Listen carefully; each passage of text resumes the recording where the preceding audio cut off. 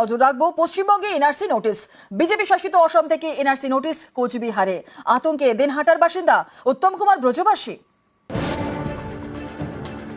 জানুয়ারিতে আমার বাড়িতে এনআরসির কাগজ আসলো, পুলিশ এসে আমার বাড়িতে দিল ছিল।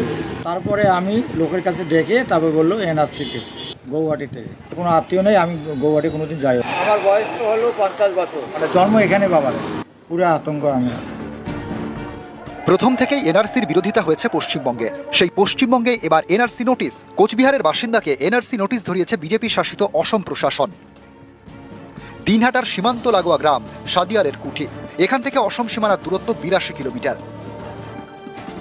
সাদিয়ালের কুঠির বাসিন্দা উত্তম কুমার ব্রজবাসী। তাকে এনআরসি নোটিশ ধরানো হয়েছে। নোটিশ এসেছে অসম থেকে, ফরেনার্স ট্রাইব্যুনালের।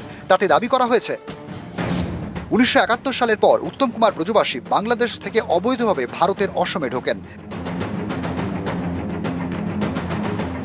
তাই ফরেনার্স অ্যাক্টে অভিযোগ দায়ের করা হয়েছে। উত্তম কুমার ব্রজবাসীকে ভারতের বৈধ নাগরিকত্বের প্রমাণ দিতে হবে। এতে একই সঙ্গে অবাক এবং আতঙ্কে দিনহাটার বাসিন্দা উত্তম কুমার ব্রজবাসীর দাবি, তাঁর বাবার জন্ম কোচবিহারে, তিনি জীবনে কখনো অসম যাননি। তাহলে তাঁর নামে কেন এনআরসি নোটিশ? জানুয়ারিতে আমার বাড়িতে এনআরসির কাগজ আসলো, পুলিশ এসে আমার বাড়িতে দিল ছিল। তারপরে আমি লোকের কাছে ডেকে তারপরে বললো এনআরসিকে গৌহাটি থেকে। কোনো আত্মীয় নেই, আমি গৌহাটি কোনোদিন যাই। বাড়ি আমাদের চৌধুরীহাট সাদিয়ালকুঠি। আমার বয়স তো হলো 50 বছর, আর আগে হয়তো 20-30 বছর থাকতে পারে বাবা, মানে জন্ম এখানে বাবার। পুরো আতঙ্ক আমি। প্রশাসন তো বললো যে তুমি জমির যা কাগজ পুরানো আছে সব দেখান। আসামে তো আমি তো উকিল ধরে পাঠাচ্ছি কাগজপত্র। যে পশ্চিমবঙ্গে প্রথম থেকেই এনআরসির বিরোধিতা হয়েছে, সেই পশ্চিমবঙ্গে এনআরসি নোটিশ, এরকম নোটিশ এই প্রথম।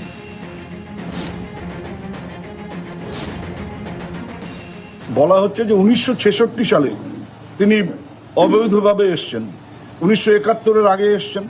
1971 সালের আগে যারা এসছেন তাদের তো নাগরিকত্ব নিয়ে কোনো সমস্যা থাকার কথা না। উত্তম কুমার ব্রজবাসী তিনি কিন্তু সংবাদ মাধ্যমে কথা বলেছেন যে তিনি জীবনে কখনো আসামে যাননি। এইভাবে যদি বাংলার মানুষকে হ্যারাস করা হয় তাহলে আমরা অন্ততপক্ষে এটা ছেড়ে দেব না।